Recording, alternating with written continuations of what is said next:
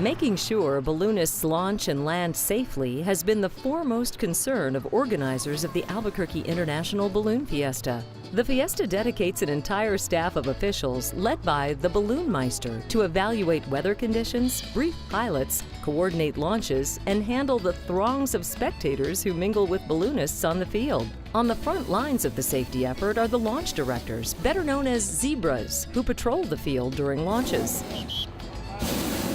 Launch directors, or zebras as they're better known to the public because of the black and white striped outfits they wear, essentially coordinate the launch. In fact, their motto is a safe, coordinated launch. I was a launch director.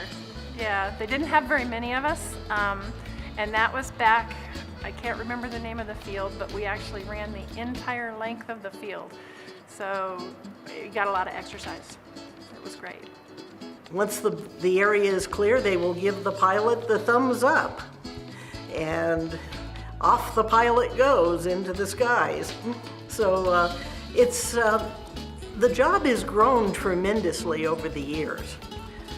Back when I was a launch director, there were maybe 15 or 20 launch directors covering an entire field that was not much smaller than Balloon Fiesta Park is now. Now there are 60 to 70 launch directors, some of whom are what are called zits, or zebras in training. They got the name zebras. They started putting us in, they wanted something that would be easy for the pilots to see. So we ended up with black and white striped referee jackets and shirts, and the name zebras just kind of followed after that. And there were a few people that started expounding on the uniform in shorts and tights and things like that. So it's become, as long as you can do your job, you can dress however you want with your zebra stripes on. But yeah, it's kind of fun. Got to make it fun because you work your buns off. And they serve not only as coordinators of the launch, but because they are so visible, they are ambassadors for the Balloon Fiesta. They have to be a repository of knowledge of everything from where the nearest porta potty is to what's the best food on Main Street, because they're going to be asked these questions by the general public. They also perform an important safety function because they all carry radios. So a member of the public can come up to them, or anybody can come up to them, say somebody has had a medical emergency on the field or something. The launch director has a radio, and they can make contact with the Fiesta safety operation, which then can get assistance to that individual. It's a multifaceted job, and we find lost parents a lot. We end up escorting the kids to the lost parents tent, lost and found tent.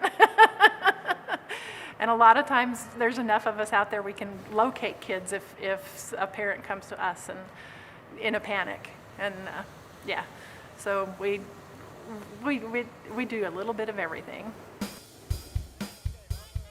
Being a zebra can be a head-spinning experience, so Courtney Bueno instituted a training program in the mid-1990s. It's evolved over the years and now includes role-playing to help the launch directors manage their #1 job, getting balloons safely into the air.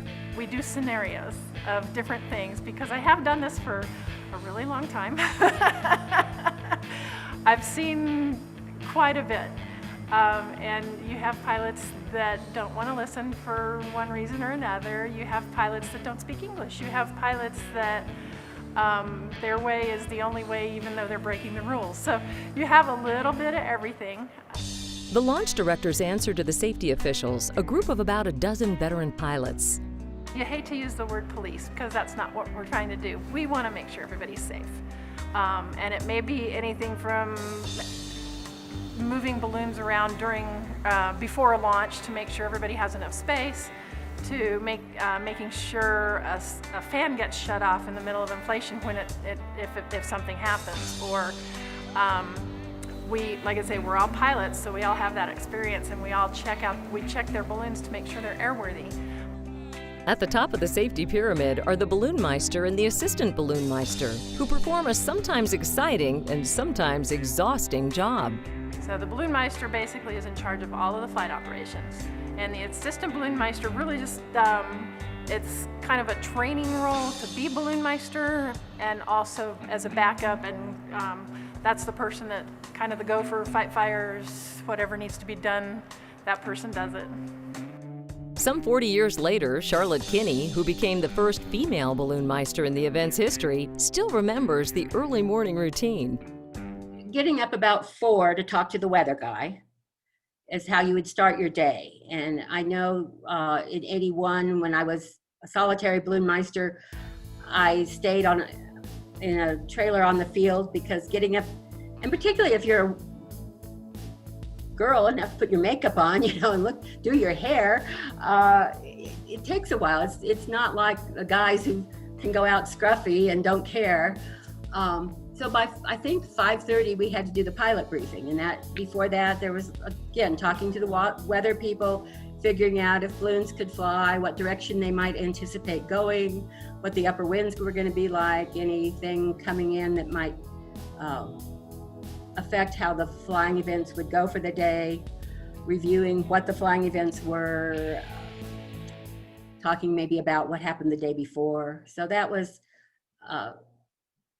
I think, the hardest duties were there in the morning before your brain is working. Then we head over to the, we call it the launch tower. It's basically about a 30 to 40 foot tall tower at the south end of the field. And you go up on that, and you can see a good chunk of the field. And once the balloons are inflated right in front of you, you can't see anything but those balloons. But you can kind of get an idea of what's going on the whole field. And then we monitor the whole launch from there.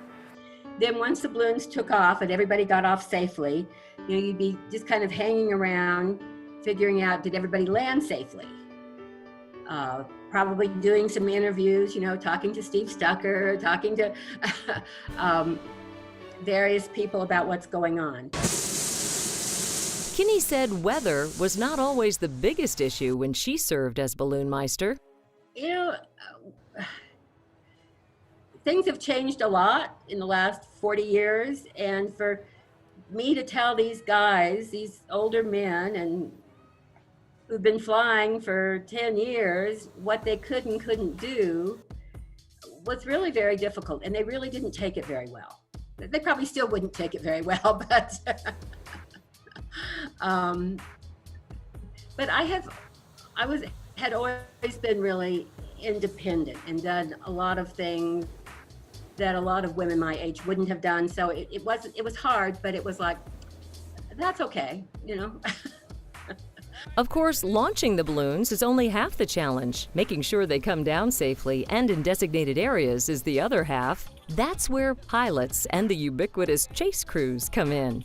That's where I kind of started as a balloonist, yes, is working on chase crews, which is the way so many other people start.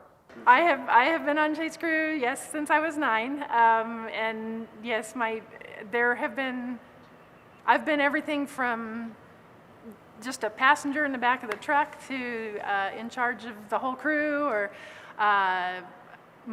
in the 80s, I'm dating myself, my dad and I would go to balloon rallies, just him and I. So I was driving the truck and he was flying the balloon, or vice versa. Chases all tend to be interesting for a variety of reasons. With a balloon, you never quite know when you take off where you're going to land or who you're going to find there. And one of the really enriching things about ballooning is the places you go and the people you meet that you would never have anticipated or suspected that you would ever encounter. So that's one of the great joys of the sport. Safe chase is vital. The biggest tip is you have a driver and that is their only job. somebody else in the truck or vehicle should be watching the balloon and telling the driver you need to turn here, and that other somebody should also have the radio, so that if the balloon pilot communicates by radio, they should be controlling the radio, not the driver. The driver should be driving. That's it. Most pilots will pick their own crew and train their own crew and bring them to Balloon Fiesta. So most pilots, we do have the folks from out of the country that don't have that luxury. So there is a group that does chase crew training and supplies some people. It's all volunteer. They supply people to usually pilots from out of the country. Chase crew is kind of a unique experience because you can actually be part of a balloon team. You can sign up and be part of a chase crew, and there's no other event that I know of any kind of sporting event. Like, you wouldn't go to the Indianapolis 500 and pick up a pit crew there. So pilots are coming from around the world, but a lot of times they can't afford to bring their crew that with them from Belgium or from Switzerland or something like that. So they'll come by themselves with their balloon or borrow a balloon, and then they need help. And so you can actually have that opportunity to volunteer for some of these people to go out and be part of the crew. And I think that's a very unique experience. And I know there's a lot of people that, they bond that way. It's like they've got their crew in Albuquerque and they look forward to seeing them. And these people will go visit them in whatever country they live in as well. From the early years, one of the challenges for pilots was to land in a safe, designated area, avoiding places like Kirtland Air Force Base, for example. But it didn't always work out that way. And as Albuquerque fills in, finding an appropriate landing spot has become trickier. There was the time very early on before the west side was developed, and a lot of the area out north of I-40 was privately owned ranching country. And there was a sheep herder out there whose job was kind of to guard the property, and he pulled a rifle on us. That was an interesting morning. We finally got the balloon out of there, but it was with a little help from then Mayor Harry Kinney, who himself was a pivotal figure in the Balloon Fiesta for reasons that had nothing to do with calming down sheep herders. And we've grown. Of course, we now have, early on, the Quad A had people who were concerned about landowner relations. We would land in people's places, they didn't want us to be there. 90% of the people where you landed loved it. And they came out, hey, come and have some coffee, have breakfast, have a beer, if it's late enough in the morning. Let us help you. But if a landowner had just irrigated his alfalfa field and you landed in the middle of it and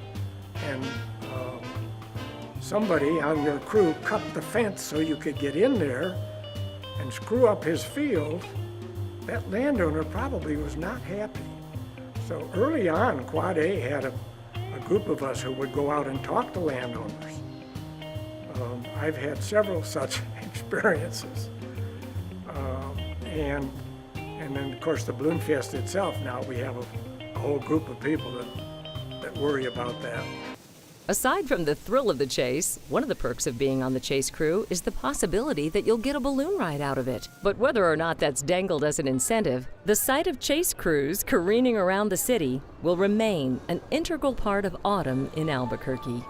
People get excited about balloons. They see it, they chase it, whether they're a member of the crew. They end up going where the balloon lands and get to know the pilot. And that's the camaraderie that goes along with hot air ballooning. I don't think we've ever had a problem getting chase crews here in Albuquerque. This is a balloon town, and Albuquerqueans really love ballooning.